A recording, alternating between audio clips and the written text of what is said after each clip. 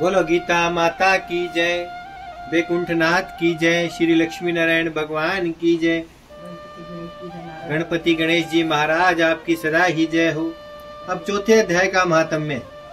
भगवान बोले, हे लक्ष्मी, जो पुरुष श्री गीता जी का पाठ करते हैं उनके स्पर्श मात्र से अधम देह छूटकर मुक्ति को प्राप्त होता है। लक्ष्मी जी ने पूछा, हे महाराज, श्री गीता जी के पाठ करने वाले के साथ छूकर कोई जीव भी मुक्त हुआ है? तब श्री भगवान ने कहा, हे लक्ष्मी, तुमको मुक्त हुए की एक पुरातन कथा सुनाता हूँ।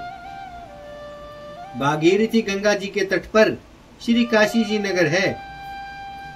यहाँ एक वैष्णव श्री गीता जी के चौथे अध्याय का पाठ किया करता था। एक दिन वह साधु वन में गया। वहाँ बेरियों के 2 वृक्ष थे, उनकी बड़ी छाया थी। वह साधु वहाँ बैठ गया और बैठते उसको निंद्रा आ गई। एक बेरी से उनके पांव लगे और दूसरे के साथ सिर लग गया। वह दोनों बेरियां आपस में कांपकर पृथ्वी पर गिर पड़ी। पत्ते उनके सूख गए। परमेश्वर की इच्छा से वह दोनों बेरियां ब्राह्मण के घर जा उतरी हुई। हे लक्ष्मी, बड़े उग्र पुण्यों के करने से मनुष्य देह मिलती है। फिर ब्राह्मण ने, हे लक्ष्मी, बड़े उग्र पुण्यों के करने से मनुष्य देह मिलती है। फिर ब्राह्मण के घर जन्म लेकर उन दोनों लड़कियों ने तपस्या करनी आरंभ की। जब वह दोनों बड़ी हुई तब उनके माता पिता ने कहा, हे पुत्रियों, हम तुम्हारा विवाह करते हैं। तब उन दोनों ने माता पिता से कहा, वह विवाह नहीं कराती। इनको अपने पिछले जन्म की खबर थी। वह जाति में सुंदर जन्मी थी। उन्होंने कहा, एक हमारे मन में कामना है, परमेश्वर वह पूर्ण करे। उनके मन में यही था कि वह साधु जिसके स्पर्श करने से हमारी अधम देह छूट के यह देह मिली है, वह मिले तब बहुत भला है। इतना विचार कर दोनों लड़कियों ने माता पिता से तीर्थ यात्रा करने की आज्ञा मांगी। तब माता पिता ने तीर्थ यात्रा की आज्ञा दी।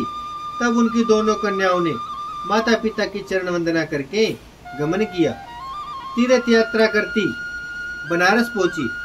वहां जाकर देखा वह तपस्वी बैठा है, जिनकी कृपा से हम बेरी की देह से छूटी हैं। तब दोनों कन्याओं ने चरण वंदना करके विनय करी, हे संत जी, धन्य हो, आपने हमको कृतार्थ किया है। तब उस तपस्वी ने कहा, तुम कौन हो? मैं तुमको नहीं पहचानता। कन्याओं ने कहा, हम आपको पहचानती हैं। हम पिछले जन्म में पेरियों की योनि में थी। तुम एक दिन वन में आए, तुमको बहुत धूप लगी थी। हम बेरियों की छाया तले आ बैठे। लंबासन होने से एक बेरी से आपके चरण लगे, दूसरी को सिर लगा। उसी से हम बेरी की देह से मुक्त हुई। तुम्हारी कृपा से हमारी गति हुई है। श्री गीता जी के चौथे अध्याय का ऐसा महात्म्य है। तब वह मन वचन कर्म से नित्य प्रति पाठ करने लगी। तब श्री नारायण जी ने कहा, हे लक्ष्मी, यह चौथे अध्याय का महात्म्य है जो सुनाया है। बोलो गीता माता की जय, लक्ष्मी नारायण भगवान की जय।